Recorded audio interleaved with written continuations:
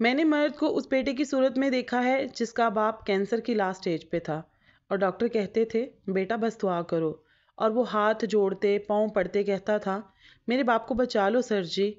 मैंने एक मर्द को एक भाई के रूप में भी देखा है जो मैके से रुखसत होती बहन के सर पर शफकत भरा हाथ रखता है तो रूह में सुकून उतरता है। मैंने मर्द का एक रूप ये भी देखा है जो सर्दी की ठिठुरती रातों में जब सारे लिहाफ में दुबक के सो रहे हों तो बेटी की एक फरमाइश पे बाबा उठे ना कुछ खाने को ला कर दें, बिना माथे पे बल डाले शफकत भरी मुस्कान उछाल के कहता है पुत्र जी उठ गया।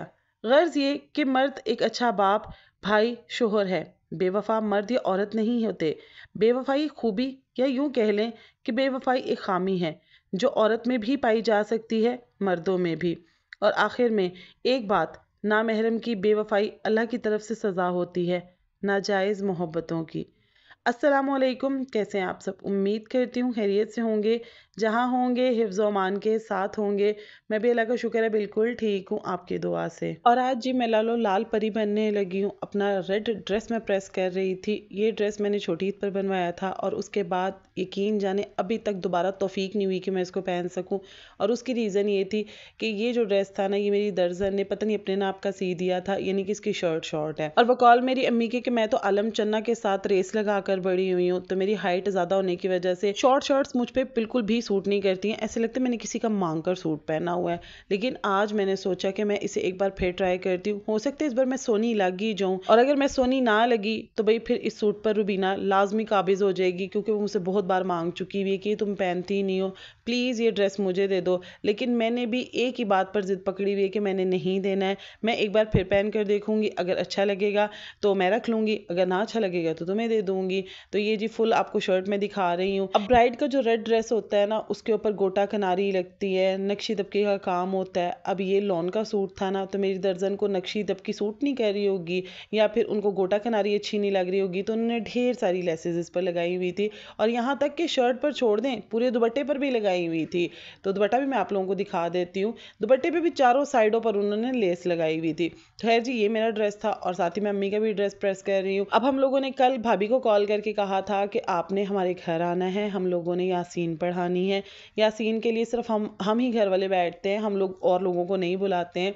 तो भाभी लोग आने वाले थे, और जब हम लोगों ने यासीन का प्रोग्राम डन कर लिया, उसके बाद मैंने हॉस्पिटल कॉल की कि मुझे टाइम मिल जाए, तो उन्होंने भी आज ही 3 बजे का टाइम हमें दे दिया। तो हम लोग जल्दी जल्दी अपना ये काम मुकम्मल कर रहे हैं कि जल्दी से यासीन पढ़ लें, खाना वगैरह खा लें। उसके बाद 3 बजे का टाइम हॉस्पिटल का है, हॉस्पिटल चले जाएंगे। कपड़े प्रेस करने के बाद मैंने रायता बनाना था, बिरयानी इस पर रुबीना ने बनाई है। आज हम रुबीना के हाथ की बिरयानी खाएंगे। बिनियामीन दिखाओ कैसे कपड़े पहने हुए आपने। वाह जी वाह, आप तो बहुत प्यारे लग रहे हो बिनियामीन। अबू ररा ने ब्लैक पहना हुआ है, बिनियामीन ने व्हाइट पहना हुआ है। फिर हमारे घर पौधे आ गए हैं, पहले वाले सारे खराब हो गए हैं, अब ये वाले आए हैं। ये बताइए कौन कौन से हैं, मुझे तो नाम भी नहीं मालूम।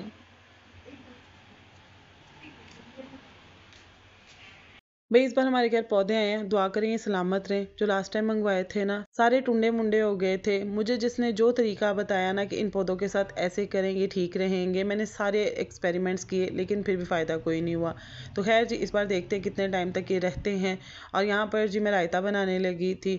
मैंने वेजेस कट कर लिए थे, प्याज डाले थे, ग्रीन चिलीज़ डाली थी, पुदीना मैंने पीस के इसमें डाला था, थोड़ा सा ज़ीरा डाला था, और साथ में खीरे मैंने डाले थे, और इंतहाई मज़े का मेरा रायता बना था। अब यहाँ पर मैं काम कर रही थी, अबू हुरैरा अपना टैलेंट मुझे दिखा रहा था कि मैं क्या कुछ कर सकता हूँ, और मेरे पीछे नबीहा खड़ी अपना टैलेंट दिखा रही थी। एकदम से मैं नबीहा को बल्कि देख के ना डर भी गई। उसका सर मुझे ना बिल्कुल धड़ से अलग लग रहा था। शुक्र है उसे देखकर मैंने चीख नहीं मार दी कि दिन दिहाड़े ही सबने मेरा मजाक उड़ाना था कि मैं डर गई हूँ। और यहाँ पर देखें जी, मैं प्याज कटिंग कर रही थी और इसने ना अपने फादर का हेलमेट पहना हुआ था कि मेरी जो आंखें हैं ना उनमें जलन हो रही थी, तो इस वजह से मैंने ना हेलमेट पहन लिया और पीछे अपने लिए अंडा फ्राई कर रही थी। तो यहाँ पर जी हम लोगों ने यासीन पढ़ ली थी और उसके बाद हम लोग खाना खा रहे थे। और आप यकीन करें कि रुबीना ने बहुत बहुत मज़े की बिरयानी बनाई थी। भाभी मेरी बार बार तारीफ़ कर रही थी कि रुबीना मुझे यकीन नहीं आ रहा कि बिरयानी तुमने बनाई हुई है। बस एक काम उसने गलत किया था, किचन में जितना भी जर्दे का रंग मौजूद था ना सारा ही डाल दिया था। ये देखिए जी, मैं उस दिन बाजार गई हुई थी, पास से कोई गुजरा है बाइक पर, और बाइक का सिलेंसर शायद गर्म था, इसका फ्लेयर बड़ा है तो ये साथ लगा है। एक तो बाजार की गलियां तंग तंग हैं, उसमें भी लोग बाइक लेकर घुस जाते हैं। पैदल तो चलना ही नहीं ना भाई हमारी आवाम ने।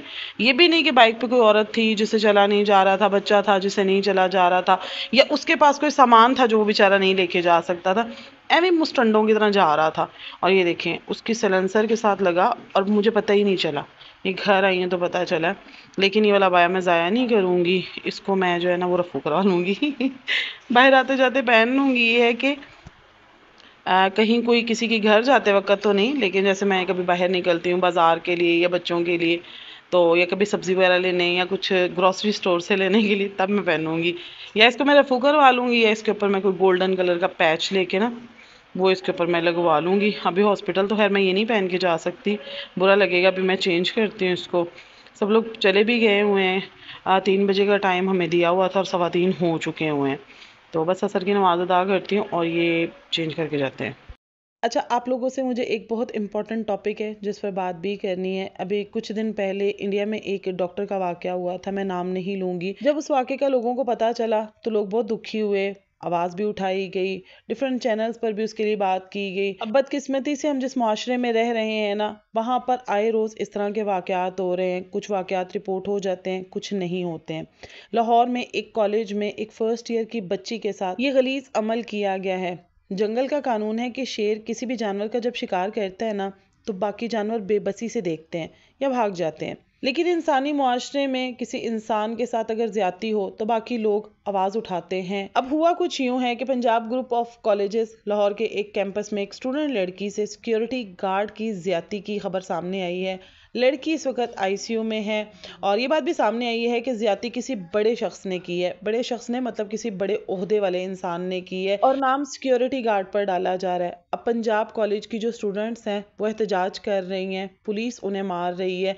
इदारे पर नाम नहीं आने दिया जा रहा क्योंकि इदारा जो है वो एक बहुत बड़े न्यूज़ चैनल के ऑनर का है। अब जब से मैं ये न्यूज़ सुन रही हूँ, जब से मैं इसके बारे में अपडेट्स देख रही हूँ ना, तो यकीन जाने अपने इंसान होने पे शर्मिंदगी हो रही है कि हम तो जानवरों से भी बदतर हैं। मतलब जानवर अगर देखते हैं बेबसी की तस्वीर बने होते हैं तो हम समझ सकते हैं कि अल्लाह ताला ने उनको ताकत नहीं दी है, उनके पास ज़बान नहीं है कि वो अपने हक़ के लिए आवाज़ उठा सके। लेकिन अल्लाह ने हमें अशरफुल मखलूक़ात बनाया है, लेकिन उसके बावजूद भी हम आवाज़ नहीं उठाते हैं। कितनी ही बच्चियां हैं जिनके साथ ये गंदा अमल किया जाता है और वो इज्जत की वजह से खामोश हो जाती हैं। लेकिन एक बच्ची आज आईसीयू में पड़ी हुई है। फैसला अब हम लोगों ने करना है कि क्या हम लोगों ने इस ज्यादती के खिलाफ आवाज़ उठानी है या फिर हम लोगों ने जंगल समझकर खामोश रहना है और बेहिस जानवरों की नकल करनी है जो जिनको परवाह नहीं है कि किसी जानवर पर क्या जुल्म हो रहा है, उसके साथ क्या ज्यादती हो रही है। लेकिन हम अपनी बहनों बेटियों के साथ तो ये ज्यादती नहीं होने देंगे ना। तो प्लीज़ आप लोगों के पास जो भी सोशल मीडिया प्लेटफॉर्म है ना, वहाँ से आवाज़ उठाएं और जस्टिस मांगें उस बच्ची के लिए जो इस वक्त आईसीयू में ज़िंदगी और मौत की जंग लड़ रही है। क्योंकि जितनी ज़्यादा सोशल मीडिया पर इस पर आवाज़ उठाई जाएगी उतना ही जल्दी उस बच्ची को इंसाफ मिल सकेगा। तो मैं उम्मीद करती हूँ कि जो भी बहनें इस वक्त मुझे सुन रही हैं, जो भाई मुझे इस वक्त सुन रहे हैं, वो अपना किरदार ज़रूर निभाएंगे और ज़रूर उस बच्ची को इंसाफ दिलवाएंगे। मैंने अपना हक अदा कर दिया, अब आप लोगों की बारी है।